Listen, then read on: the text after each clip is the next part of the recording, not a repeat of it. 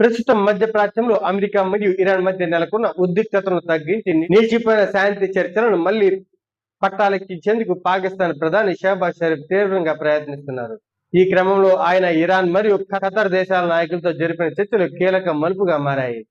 ఇటీవల ఇరాన్ మరియు అమెరికా దేశాల మధ్య పరస్పర దాడులు జరగడంతో శాంతి చర్చలకు ఆటంకం కలిగింది. ఈ పరిస్థితిని చక్కదిద్దేందుకు షహబాజ్ షరీఫ్, ఇరాన్ అధ్యక్షుడు మసూద్ మరియు ఖతర్ అమీర్ షేక్ తమీమ్ వేరువేరుగా సంభాషణలు చేశారు.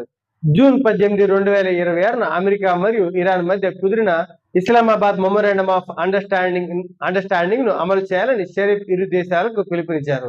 ఈ ఒప్పందమే ప్రాంతీయ శాంతికి పునాది అని ఆయన స్పష్టం చేశారు.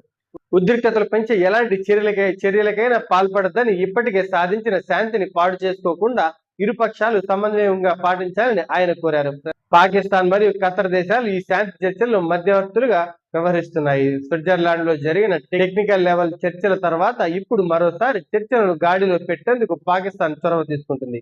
హార్ముజ్ జలసంధిలో నెలకొన్న ఉద్రిక్తతలను తగ్గించడం మరియు యుద్ధాన్ని అడ్డుకోవడం ఈ దౌత్యం యొక్క ముఖ్య ఉద్దేశం. అమెరికా మరియు ఇరాన్ మధ్య యుద్ధం జరిగితే గ్లోబల్ ఎనర్జీ మార్కెట్ లో ధరలు భారీగా పెరిగే అవకాశం ఉంది. దీన్ని దృష్టిలో ఉంచుకొని పాకిస్తాన్, ఖతర్ వంటి దేశాలు శాంతి కోసం ప్రయత్నిస్తున్నాయి.